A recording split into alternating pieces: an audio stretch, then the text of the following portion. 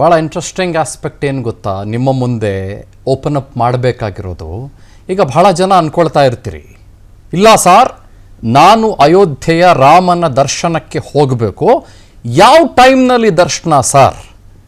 Of course airport ಇದೆ, ಬೆಂಗಳೂರಿನಿಂದ ನೇರವಾದಂಥ flight ಇದೆಯಾ, ಅದ್ರ ಬಗ್ಗೆ ನಾನು ಮಾತನಾಡ್ತೇನೆ. ಆದರೆ ದ ಮೋಸ್ಟ್ ಇಂಪಾರ್ಟೆಂಟ್ ಆಸ್ಪೆಕ್ಟು, ನೀವು ಹೇಗಾದರೂ ಹೋಗಿ, ನೀವು ರೈಲಿನಲ್ಲಿ ಪ್ರಯಾಣ ಮಾಡಿ, ತಮ್ಮದೇ ಕಾರಿನಲ್ಲಿ ಪ್ರಯಾಣ ಮಾಡಿ, ಆದರೆ ಬಸ್ಸಿನಲ್ಲಿ ಪ್ರಯಾಣ ಮಾಡಿ, ಹೇಗಾದರೂ ಪ್ರಯಾಣ ಮಾಡಿ, ಅದು ಒಂದು ಭಾಗ. ಆದರೆ ಬಹಳ ಮುಖ್ಯ ಏನು ಹೇಳಿ, ಅಲ್ಲಿ ಹೋದ ಮೇಲೆ ರಾಮನ ದರ್ಶನಕ್ಕೆ ಸಮಯ ಇದೆಯಾ, ಅಥವಾ ತಿರುಪತಿ ದರ್ಶನದ ರೀತಿಯಲ್ಲಿ ನಾವು ಯಾವಾಗ ಬೇಕಾದರೂ ಹೋಗಬಹುದಾ? ತಿರುಪತಿ ದರ್ಶನಕ್ಕೂ ಸಮಯದ ನಿಗದಿ ಇದೆ. ಅದೇ ರೀತಿ ಅಯೋಧ್ಯೆಯ ರಾಮನ ದರ್ಶನಕ್ಕೆ ದೇವಸ್ಥಾನದ ಟ್ರಸ್ಟು ಸಮಯವನ್ನು ನಿಗದಿ ಮಾಡಿದೆ. ಅಯೋಧ್ಯೆಗೆ ಆಗಮಿಸುವ ಮೊದಲೇ ಭಕ್ತರು ರಾಮ ಜನ್ಮಭೂಮಿ ಟ್ರಸ್ಟ್ನ ವೆಬ್ಸೈಟ್ನಲ್ಲಿ ಟಿಕೆಟನ್ನು ಕಾಯ್ದಿರಿಸಬೇಕು. ನಿಮ್ಗೆ ಹೇಳ್ತೀನಿ ಕೇಳಿ, ಭಾಳ ಜನ ಕರ್ನಾಟಕದಿಂದ ಹೋಗಬೇಕು ಅಂತ ಬಯಸ್ತಾ ಇದ್ದೀರಿ. ಸೊ ಸೋಮವಾರದಿಂದ ಶನಿವಾರದವರೆಗೆ ಬೆಳಗ್ಗೆ 7 ಗಂಟೆಯಿಂದ 11:30 ಕೂಡ ನಿಮಗೆ ದರ್ಶನಕ್ಕೆ ಅವಕಾಶ. ಮೋಸ್ಟ್ ಇಂಪಾರ್ಟೆಂಟ್, ಇದನ್ನು ಫೋಟೋ ತೆಗೆದಿಟ್ಕೊಳ್ಳಿ. ಬನ್ನಿ, ಕ್ಯಾಮ್ರಾ ತಗೊಂಬನ್ನಿ, ನಿಮ್ಮ ಮೊಬೈಲ್ ಫೋನ್ನ ಕ್ಯಾಮ್ರಾ ಆನ್ ಮಾಡಿ, ಪಟ್ ಅಂತ ಒಂದು ಫೋಟೋ ತೆಗಿರಿ. ಸೋಮವಾರದಿಂದ ಶನಿವಾರದವರೆಗೂ ಬೆಳಗ್ಗೆ 7 ಗಂಟೆಯಿಂದ 11:30 ಅವಕಾಶ. ಭಾನುವಾರ ಬೆಳಗ್ಗೆ 6 ಗಂಟೆಗೆ ಶುರುವಾಗುತ್ತೆ. ಯಾಕಂದ್ರೆ ಸಹಜವಾಗಿ ಭಾನುವಾರ ತುಂಬ ಜನ ಬರೋದ್ರಿಂದ 6ರಿಂದ 11:30 ಇದು ಬೆಳಗ್ಗಿನ ದರ್ಶನದ ಸಮಯ. ಗೊತ್ತಾಯ್ತಾ? This is the time, most important. ನಾನು ಮತ್ತೆ ಹೇಳ್ತಾ ಇದ್ದೀನಿ, ಮಗದೊಮ್ಮೆ ಹೇಳ್ತೀನಿ, ಪುನಃ ಹೇಳ್ತೀನಿ. 7 to 11:30 from Monday to Saturday. ಭಾನುವಾರ ಬೆಳಗ್ಗೆ 6 ಗಂಟೆಯಿಂದ 11:30 ಅಷ್ಟರಲ್ಲಿ ನೀವು ರಾಮಲಲ್ಲಾನ ಕೂಸಿನ ಮುದ್ದಾದ ಪುಟಾಣಿಯ ಮುಗ್ಧ ಮಗುವಿನ ದೇವತಾ ಸ್ವರೂಪದ ರಾಮನ ಚಂದದ ವಿಶ್ವವಿಖ್ಯಾತ ಆ ರಾಜ ರಾಮನ ರಾಮಲಲ್ಲನ ದರ್ಶನವನ್ನು ಪಡೆದುಕೊಳ್ಳುವುದಕ್ಕೆ, ಆತನನ್ನು ಕಣ್ಗಳಲ್ಲಿ ಕಣ್ತುಂಬಿಕೊಳ್ಳುವುದಕ್ಕೆ ನಿಮಗೆ ಸದಾವಕಾಶ. ಬ್ಯೂಟಿಫುಲ್.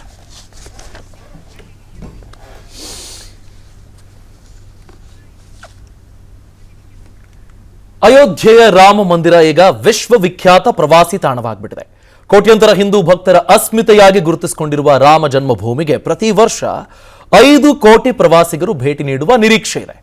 ಇದು ತಿರುಪತಿ ತಿರುಮಲ ದೇವಸ್ಥಾನಗಳು ಹಾಗೂ ಸ್ವರ್ಣ ಮಂದಿರಕ್ಕೆ ಬರುವ ಭಕ್ತರಿಗಿಂತ 40% ಅಧಿಕ ಅಂತ ಹೇಳಲಾಗ್ತದೆ. ಪ್ರತಿ ವರ್ಷ 5 ಕೋಟಿಗೂ ಅಧಿಕ ಭಕ್ತರು ಅಯೋಧ್ಯೆಗೆ ಆಗಮಿಸಿದಲ್ಲಿ ಉತ್ತರ ಪ್ರದೇಶದ ಆರ್ಥಿಕತೆಗೆ 1 ಲಕ್ಷ ಕೋಟಿ ರೂಪಾಯಿ ಹರಿದು ಬರಬಹುದು ಅಂತ ಅಂದಾಜಿಸಲಾಗ್ತದೆ. ಸೊ ರಾಮ ಜನ್ಮಭೂಮಿ ಟ್ರಸ್ಟ್ನದ್ದು ವೆಬ್ಸೈಟ್ ಇದೆ.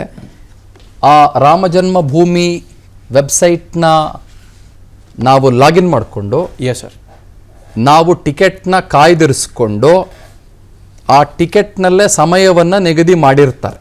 ಇದು ಹೇಗೆ ಅಂದರೆ, ನಾನು ಭಾಳ ಸಿಂಪಲ್ ಆಗಿ ನೋಡ್ತಾ ಇದ್ದೆ, ಗಮನಿಸ್ತಾ ಇದ್ದೆ. ಈಗ ತಿರುಪತಿಯಲ್ಲೂ ಕೂಡ ನಮಗೆ ಹಲವು ರೀತಿಯ ದರ್ಶನಗಳು ಸಿಗ್ತವೆ. ಈಗ ಧರ್ಮ ದರ್ಶನ ಅಂತ ಸಿಗುತ್ತೆ, 300 ರೂಪಾಯಿ ಕೊಟ್ಟರೆ ನಮಗೆ ಮತ್ತೊಂದು ಸೇವಾ ದರ್ಶನ ಅಂತ ಸಿಗುತ್ತೆ. ಇನ್ನು ಕೆಲವರಿಗೆ VIP ಬ್ರೇಕ್ಗಳು ದರ್ಶನ ಅಂತೆಲ್ಲ ಸಿಗುತ್ತೆ. ಅದೇ ರೀತಿಯಲ್ಲಿ ಇಲ್ಲಿ time between this time to this time ಅಂತ ಅಲ್ಲಿ ಬರೆದಿರ್ತಾರೆ. ಅಂದ್ರೆ ನಿಮಗೆ 11:15 ನಿಮಗೆ ದರ್ಶನಕ್ಕೆ ಅವಕಾಶ ಅಂತಂದ್ರೆ 11:15 ಸಿಕ್ಬಿಡೋದಿಲ್ಲ. 11:15 5 ಗಂಟೆ ಅಂತಂದ್ರೆ ಆ ಗೇಟ್ಸ್ಗಳನ್ನು ಏನು ಅವರು ನಿರ್ಮಾಣ ಮಾಡಿದ್ದಾರೆ, ಆ ಗೇಟ್ಗಳಲ್ಲಿ ನಾವು ಇರಬೇಕಾಗತ್ತೆ. ಸೊ ರಾಮ ಜನ್ಮಭೂಮಿ ಟ್ರಸ್ಟ್ನ ವೆಬ್ಸೈಟ್ ಬಹುಶಃ ಓಪನ್ ಆಗುತ್ತಾ ಅಂತ ನನಗೆ ಬಹಳ ದೊಡ್ಡ ಪ್ರಶ್ನೆ ಇದೆ. ಯಾಕಂದ್ರೆ ಹಾಗೆ ಜನ ಭಕ್ತಾದಿಗಳು ಬಹಳ ದೊಡ್ಡ ಮಟ್ಟದಲ್ಲಿ ರಾಮ ಜನ್ಮಭೂಮಿ ಟ್ರಸ್ಟ್ನ ವೆಬ್ಸೈಟ್ಗೆ ಹೋಗ್ತಿರೋದನ್ನು ಗಮನಿಸಿದ್ರೆ ನನಗೆ ಬಹಳ ಆಶ್ಚರ್ಯವಾಗೋದೇನು ಅಂತಂದರೆ, ಬಹಳ ಖುಷಿಯಾಗೋದೇನು ಅಂತಂದರೆ, ನಮ್ಮಲ್ಲಿರುವ ರಾಮನ ಬಗೆಗಿನ ಆಸ್ಥೆ, ಶ್ರದ್ಧೆ, ಪ್ರೀತಿ, ನಂಬಿಕೆ, ಆ ಅಪ್ಯಾಯಮಾನತೆ ಏನಿದೆಯಲ್ಲ Abhishek Ramappa, that is something absolutely stunning. Stunning. ಇನ್ನೊಂದು ಗ್ರಾಫಿಕ್ಸ್ ಕಾರ್ಡ್ನ ನೀವು ಪ್ಲೇ ಮಾಡ್ತಾ ಇದ್ರಿ, ತಿರುಪತಿಗೆ ಎಷ್ಟು ಆದಾಯ ಅಂತ ನೀವು ಪ್ಲೇ ಮಾಡ್ತಾ ಇದ್ರಿ, ಅದನ್ನೊಂಚೂರು ಪ್ಲೇ ಮಾಡಿ ಅದನ್ನು ತೋರಿಸೋಣ. ಬೇರೆ ಬೇರೆ ದೇವಸ್ಥಾನಗಳಿಗೆ, ಅಯೋಧ್ಯೆಗೆ 5 ಕೋಟಿ ಜನ ಭೇಟಿ ಕೊಡುವ ನಿರೀಕ್ಷೆ ಅಂತಂದ್ರೆ ನಂಬರ್ 1 ಆಗಬಹುದು ಆದಾಯದಲ್ಲಿ. ತಿರುಪತಿಗೆ ವಾರ್ಷಿಕ 3 ಕೋಟಿ ರೂಪಾಯಿ ಆದಾಯ ಇದೆಯಂತೆ. ಇದು ಹಣಕಾಸಿನ ಲೆಕ್ಕಾಚಾರದಲ್ಲಿ ನನ್ನ ಪ್ರಕಾರ ಇನ್ನೂ ಜಾಸ್ತಿ ಇದೆ ಅಂತ ನಾನು ಭಾವಿಸ್ತೇನೆ. ಮೇ ಬಿ ಅದು ಭಕ್ತರು ಬರೋದು ಅಂತ. ಹೌದು ಹೌದು ಹೌದು 3 ಕೋಟಿ. ಹೌದು. ಓ, ಅಯೋಧ್ಯೆಗೆ 3 ಕೋಟಿ, ಅಯೋಧ್ಯೆಗೆ 5 ಕೋಟಿ, ತಿರುಪತಿಗೆ 3 ಕೋಟಿ ಭಕ್ತರು ಬರೋದು ಅಂತ. Yes. Thanks for correcting me. ನಾನು ಇನ್ಫ್ಯಾಕ್ಟ್ ಅದು ನೋಡ್ಬಿಟ್ಟು ಏನು ಅಷ್ಟೇ ಕೋಟಿ ಬರೋದ ಅನ್ಕೊಂಡೆ. ಯಾಕಂದ್ರೆ 200, 300, 400, 1000 ಕೋಟಿ ಬಗ್ಗೆ ಎಲ್ಲ ಮಾತಾಡ್ತಾ ಇದ್ವಲ್ಲ. ಸ್ವರ್ಣ ಮಂದಿರಕ್ಕೆ 3.5 ಕೋಟಿ ಜನ ಭೇಟಿ ಕೊಡ್ತಾರೆ ಅಂತ. ಅಯೋಧ್ಯೆ ನಂಬರ್ 1 ಆಗಬಹುದು ಅಂತ. ವ್ಯಾಟಿಕನ್ ಸಿಟಿಗೆ 90 ಲಕ್ಷ ಜನದಷ್ಟು ಫುಟ್ಫಾಲ್ ಅಂತ ನಾವೇನು ಕರಿತೀವಿ, ಅಷ್ಟು ಜನ ಭೇಟಿ ಕೊಡ್ತಾರೆ ಅಂತ. That is also quite amazing.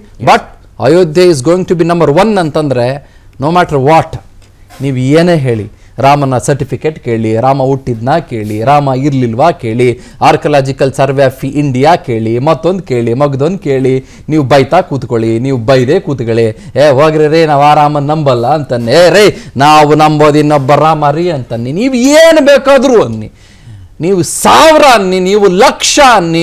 ಈ ಭಾರತದ ನೆಲದ ಸಂಸ್ಕೃತಿ, ಭಾರತದ ನೆಲದ ಸಂಸ್ಕಾರ ಏನಿದೆ, ಭಾರತದ ನೆಲದ ಪರಮೋಚ್ಚವಾದಂಥ, ಅದ್ಭುತವಾದಂಥ, ಉತ್ಕೃಷ್ಟವಾದಂಥ, ಅತ್ಯುನ್ನತವಾದಂಥ ಆ ಒಂದು ನಡೆದು ಬಂದಿರುವಂಥ ಐತಿಹಾಸಿಕ ಪೌರಾಣಿಕ ಹಿನ್ನೆಲೆ ಏನಿದೆ Abhishek, you can't beat it. You can't beat it. It shows in numbers. Alright, ನೀವು ಹೇಳಿದ್ರಿ 3 ಲಕ್ಷ ಜನ ಬಂದ್ರು, ವೈಮಾನಿಕ ಸಮೀಕ್ಷೆ ನಡೆಸಿದ್ರು, ಹೆಂಗ್ ಮಾಡೋದು ಅಂತ. ನಾವು ಅನ್ಬೋದು, ಇಲ್ಲ ಸಾರ್ 2ನೇ ದಿನಕ್ಕೆ ಇಷ್ಟು ಜನ ಬಂದ್ಬಿಡ್ಬೋದು ಅಂತ. ಇನ್ನೆಷ್ಟು ಜನ ಕಾಯ್ತಿದ್ದಾರೆ ನನಗೇ ಗೊತ್ತು. ನನ್ನ ಸ್ನೇಹಿತರು, ನಿಮ್ಮ ಸ್ನೇಹಿತರು, ಇನ್ನೊಂದು ಸ್ವಲ್ಪ ದಿನ ಕಳೆದು ಬಿಡ್ಲಿ, ನಾವೆಲ್ಲ 1 ತಿಂಗಳಾದ್ಮೇಲೆ ಹೋಗೋಣ, 2 ತಿಂಗಳಾದ್ಮೇಲೆ ಹೋಗೋಣ, 6 ತಿಂಗಳಾದ್ಮೇಲೆ ಹೋಗೋಣ, ಈ ಮಾರ್ಚ್ ಅಲ್ಲಿ ಹೋಗೋಣ, ಸಮ್ಮರ್ ಹಾಲಿಡೇಸ್ ಬರುತ್ತೆ, ಏಪ್ರಿಲ್ ಅಲ್ಲಿ ಹೋಗೋಣ, ಸಮ್ಮರ್ ಹಾಲಿಡೇಸ್ ಬರುತ್ತೆ. ಇನ್ನು ಅವಾಗ ಹೆಂಗಿರ್ಬೋದ್ರಿ? ಡೆಫಿನೆಟ್ಲಿ. ಸೊ ಈ ಆಸ್ಥೆ ಮತ್ತು ಶ್ರದ್ಧೆ ಅನ್ಬಿಲೀವಬಲಿ ಅಮೇಸಿಂಗ್. ಅನ್ಬಿಲೀವಬಲಿ ಅಮೇಸಿಂಗ್. ಆಮೇಲೆ 1 ಲಕ್ಷ ಕೋಟಿ ರೂಪಾಯಿಗಳಷ್ಟು ಅಂತಂದ್ರೆ ನಿಮಗೆ ಪ್ರತಿ ವರ್ಷದ ಆದಾಯ ಅಂತಂದ್ರೆ ಬಹುಶಃ ಉತ್ತರ ಪ್ರದೇಶದ ಬಜೆಟ್ನ 25% ನಷ್ಟು ದುಡ್ಡು ಅಲ್ಲಿಗೆ ಬಂದ್ಬಿಡ್ತು. ಅಲ್ವಾ? 25% ನಷ್ಟು ದುಡ್ಡು ಅಲ್ಲಿ ಬಂದೇ ಬಿಡ್ತು. ಆಮೇಲೆ ನೋಡಿ, 2027ರಲ್ಲಿ ರಾಜ್ಯದ GDP $1 ಟ್ರಿಲಿಯನ್ ಏರುವ ಸಾಧ್ಯತೆ ಅಂತಂದ್ರೆ ಆಪಲ್ ಇದೆಯಲ್ಲ, ಆಪಲ್ ಫೋನ್ ನೀವೆಲ್ಲ ಯೂಸ್ ಮಾಡ್ತಿರಲ್ಲ, ಆಪಲ್ ಫೋನು, ಆಪಲ್ ಫೋನ್ದು GDP ಅಬೌಟ್ $2 to $3 ಟ್ರಿಲಿಯನ್ ಅಂತ ಹೇಳ್ತಾರೆ. ಓಕೆ, ಸೊ ಹಾಗಿರುವಾಗ ಒಂದು ರಾಜ್ಯದ GDP $1 ಟ್ರಿಲಿಯನ್ ಆಗುತ್ತೆ ಅಂತಂದ್ರೆ ಇವನ್ ದಟ್ ಈಸ್ ಸ್ಟಾಗರಿಂಗ್.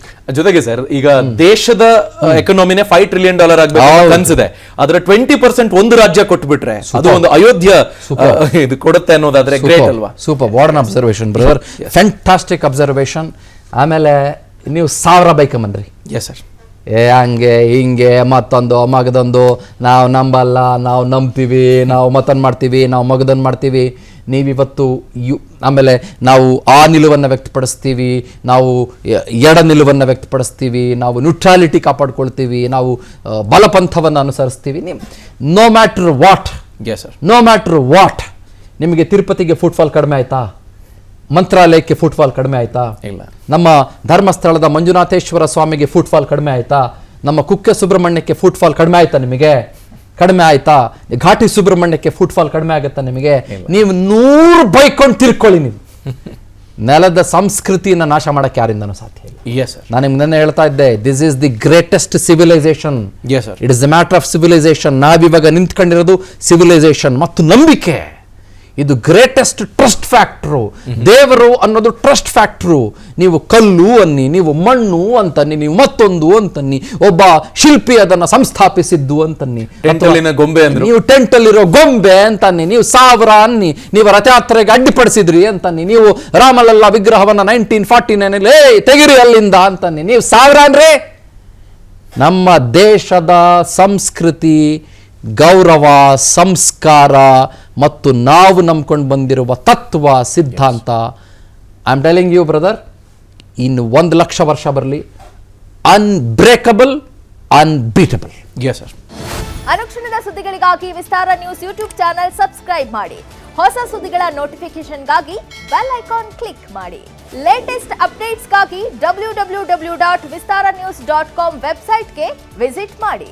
ಅಂಗೈಯಲ್ಲೇ ಜಗತ್ತಿನ ಸುದ್ದಿ ತಿಳಿಯಲು Vistara news Kannada app download ಮಾಡಿ.